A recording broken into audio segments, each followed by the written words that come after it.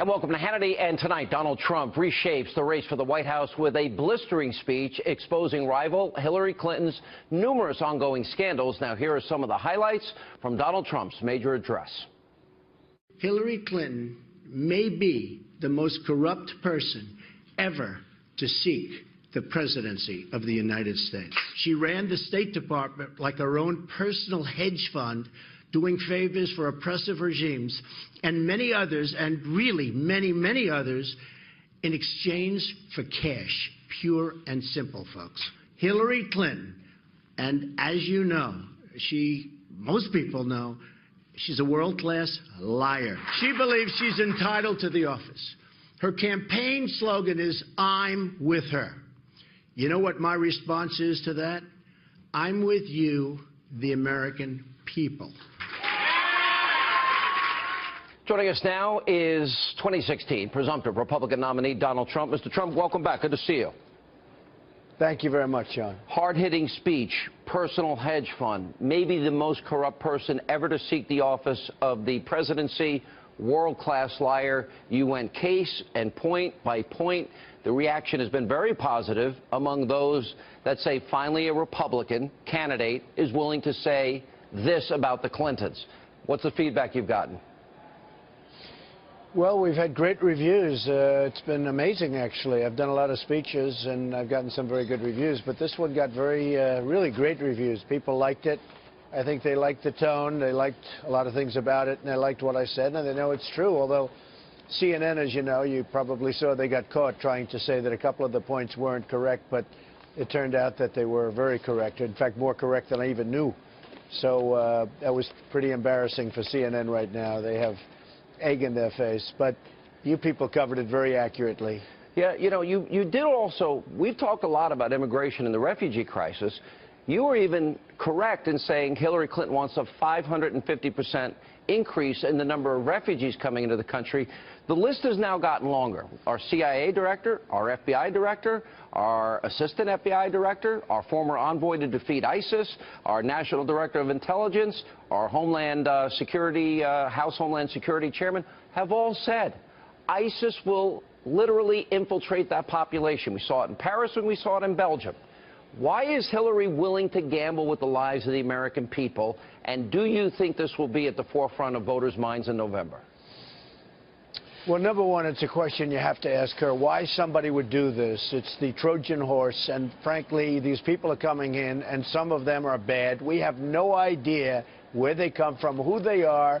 They're not properly vetted. You know, a lot of the people that are on your show and a lot of other shows and a lot of newspapers, I'm reading all over the place, that you really can't vet them. I mean, they don't know anything about them. They have no paperwork in some cases, and they're pouring into the country. We have no idea. So you see what happened last weekend, how disastrous that was, and you see in Orlando, and you see what's going on, and that was one person.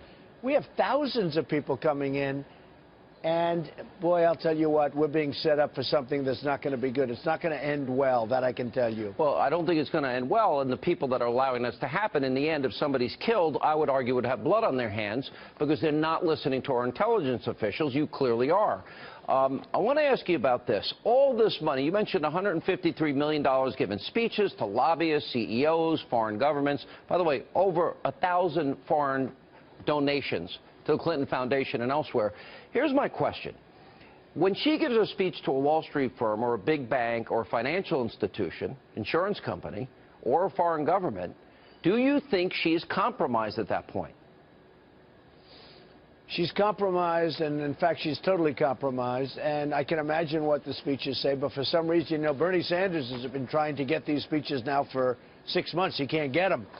And she, for some reason, won't let them out. I don't know what's in these speeches that can be so bad, but she won't let them out. We'll probably shame her into letting her out, just like, you know, when I was hitting her on radical Islamic terror and talking about the term radical Islam, she said, all of a sudden, I guess you saw 2 or 3 weeks ago, I will mention it, I will mention it. I don't think she's mentioned it yet, but she will. We shamed her into that.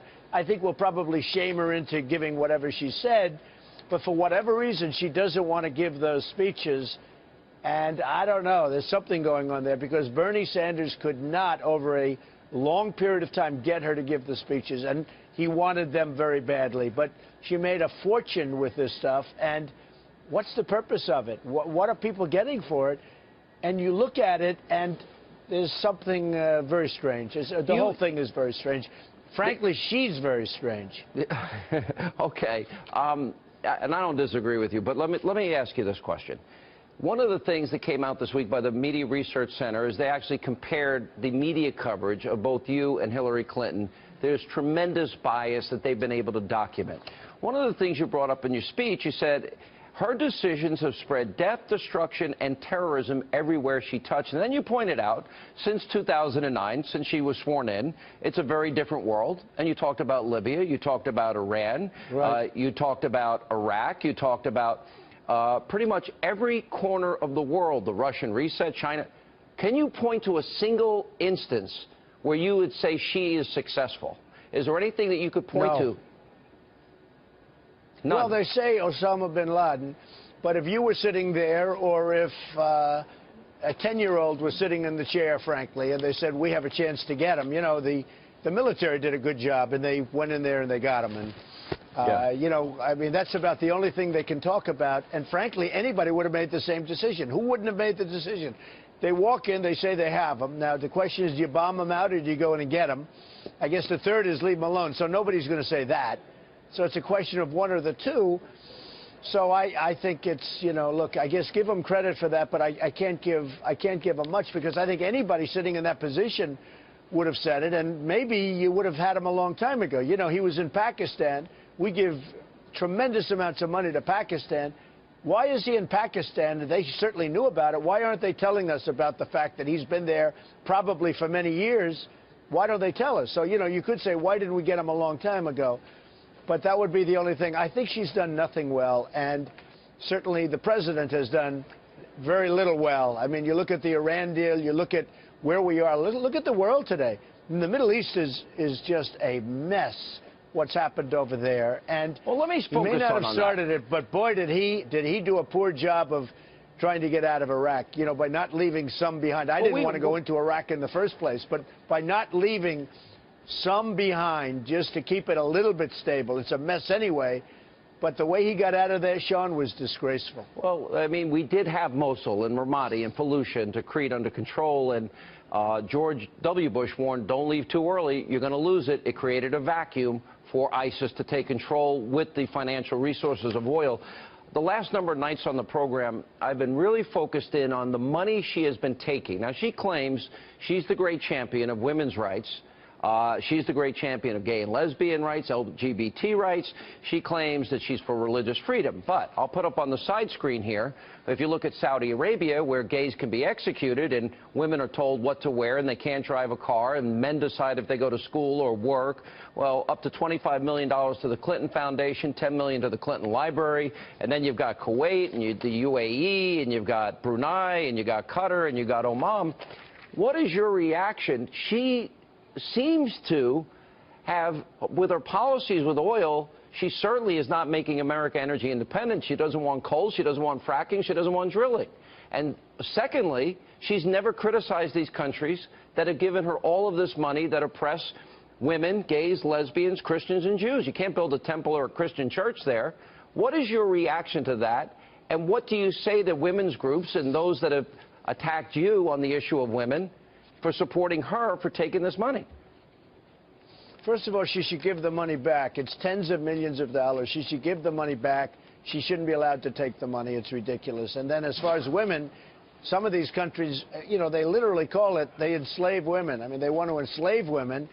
And the LGBT community and the gay community is, I mean, they kill gays. They kill them. They push them off buildings. They throw them off the roofs of buildings. And she's taking money from them. Not only that, she's letting them come into our country, okay? You know, it's a double. She's taking massive amounts of money, but they come into our country at a rate that's far greater than Obama's allowing them. You know, she wants many more to come in than Obama's allowing, and he's already breaking records. So we have a situation that is going to end in a very, very disastrous way, in my opinion. She should give back the money, and how can women endorse somebody that's not only taking money, but also allowing people to come into our country from these various places that believe in Sharia, that you know, believe in what they believe over there. But don't you believe... Because what's happening now... If you grow up under Sharia, aren't those the values the antithesis of our great republic? In other words, if you grow up thinking you could tell women how to dress and that they can't drive a car, you know, how do we ascertain? Is it even possible to ascertain whether or not you come here because you want freedom and you want to leave oppression, or do you want to come here and proselytize and indoctrinate and create a theocracy here? How do you ever ascertain that? Well, I said in my speech yesterday, we want to take people into this country, and we do. I want people to come in. I want people to come in tremendous waves, but they have to come in legally. But they have to love our country. They have to really just love what we stand for and what we represent. And a lot of the people coming in, I mean, if they're into the world of Sharia, you're talking about from a different planet. Now, the way they feel about women, the way they feel about gays, the way they feel about what we stand for, and we're taking in thousands and thousands of people. Not a good situation. Let me ask you this. We saw the tragedy, the terror attack in Orlando. We saw San Bernardino. We saw Brussels. We saw Paris. We saw Chattanooga. We saw what happened in Boston. So there's been this mysterious reluctance and resistance to say the words radical Islamic terrorism by both the president and Hillary Clinton. So my question to you is this. So now we have this attack.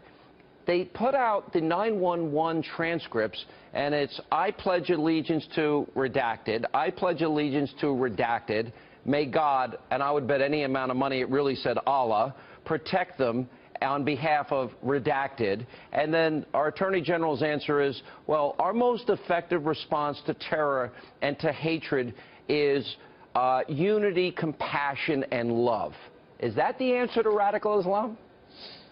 Well, that was a whole big thing. Now, as you know, they were forced to put it out because the public went wild on this one, and they were forced to put out, I guess, whatever he said. Look, this is a maniac. This is somebody that comes from a different planet, as far as we're concerned. It's a shame there wasn't somebody in there, a guard or somebody, maybe an employee that had a gun, so they could have done something before he killed all these people and wounded so badly so many people. But it's really too bad that an employee or a guard or somebody didn't have a gun where they could, you know, the bullets could have gone the other way. But what a horrible situation. And, you know, to think that we're living in a time like this where people can't go to a club or they can't get into an airplane or they can't do anything like it used to be. But we're going to bring back strength. We're going to bring back toughness. We're going to bring back vigilance. You know, I'm saying we're going to make America great again, Sean. That's what we have to do. This is horrible, the way we're all living. And this is a worldwide problem that's being unleashed by weak leadership. That's right. Stay right there.